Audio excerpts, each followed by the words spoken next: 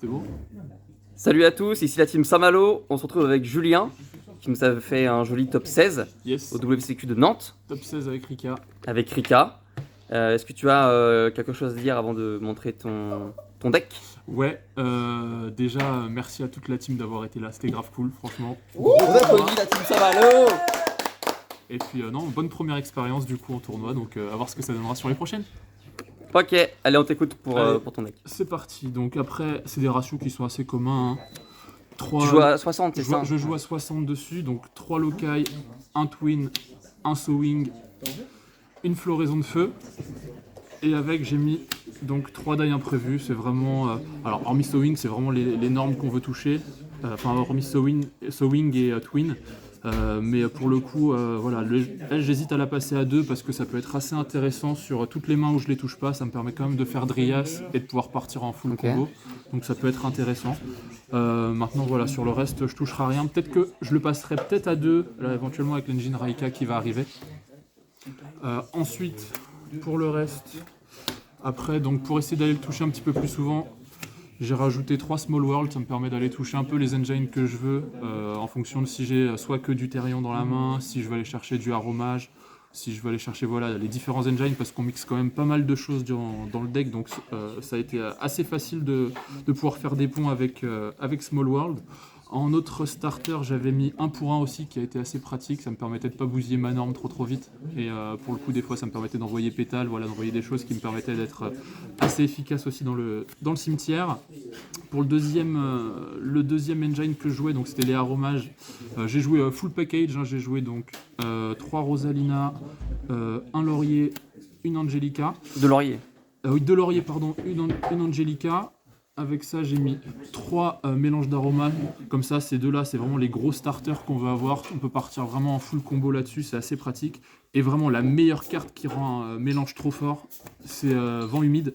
Pour le coup, ça permet de tuto, ça permet en plus, avec le deuxième effet, quand on gagne des points de vie, d'aller trigger les effets de Rosemary, la lien, et aussi les effets de Jasmine. Il y a une partie, j'ai fait l'effet de Jasmine, je l'ai fait avec Twin, je l'ai reborn, je l'ai fait 4 fois dans la même partie, l'adversaire, il en pouvait plus. J'arrêtais pas de tuto. Donc ça, c'était vraiment très efficace. Les gens ont tendance à plutôt jouer Blessed Wind que Humid Wind, mais franchement, je crois que vaut mieux, quitte à choisir une piège, vaut vraiment mieux choisir celle-là. C'est vraiment celle qui était la plus efficace. Pour ce qui est de l'engine Rika, moi je joue Princesse à 3, je vais peut-être le passer à 2. Pour le coup, c'est vrai que c'est pas mal.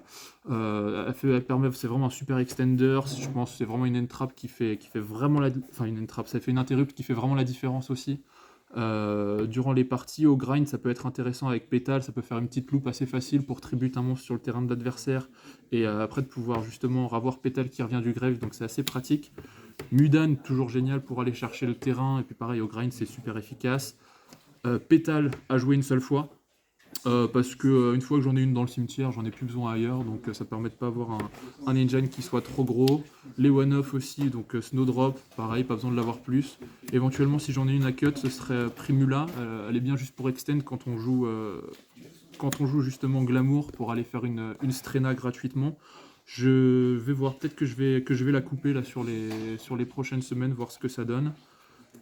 2 terrains, Conconrica, évidemment trop fort, c'est ce qui rend vraiment l'engine super fort. Ça permet de set, ça permet de tribute, bref, ça fait le café, la lessive et le reste avec, donc ça c'est royal.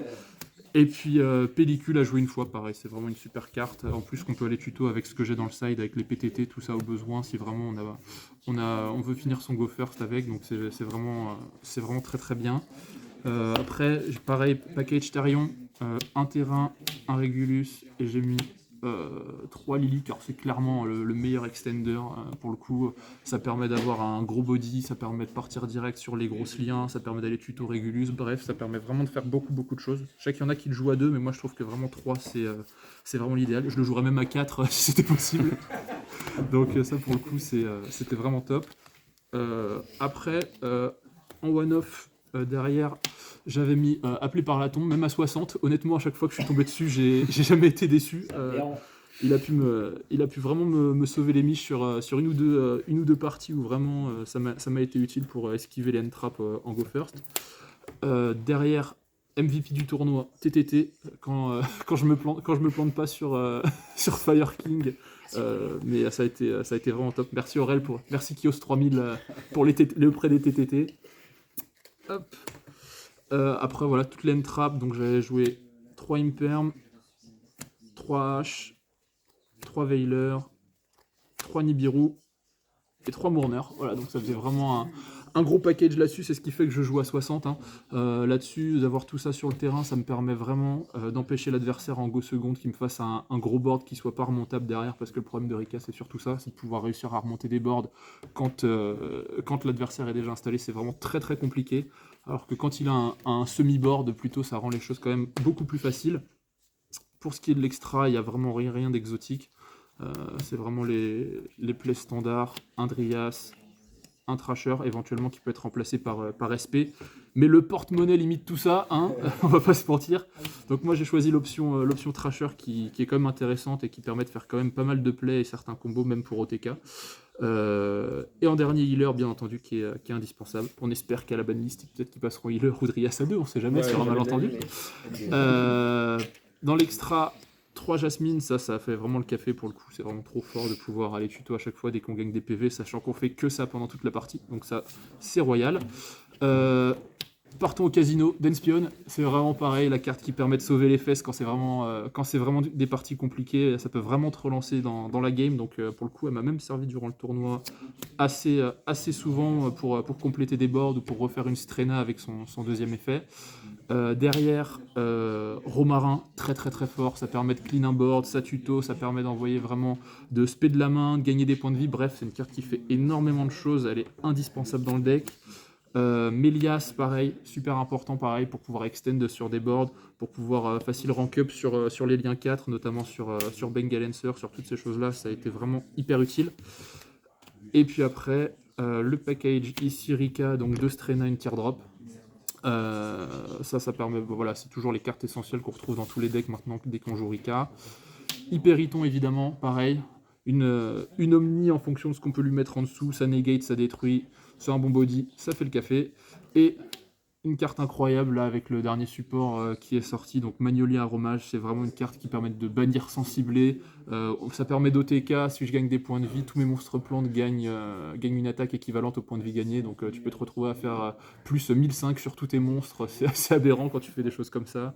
Ça bannit sans cibler, bref c'est vraiment une super carte. Pour ce qui était du side deck, j'avais mis donc 3 PTT, merci à Alex pour le prêt, 3 Drolls, 3 Ghostbell notamment pour le match-up sur Voiceless. Je me suis dit que ça pouvait faire des end-traps en plus à pouvoir placer, vraiment essayer d'avoir 5 ou 6 cartes en plus en go second qui soient vraiment sorties de l'engine et qui permettent encore d'augmenter un petit peu ma possibilité d'avoir des interrupts sur ce board-là.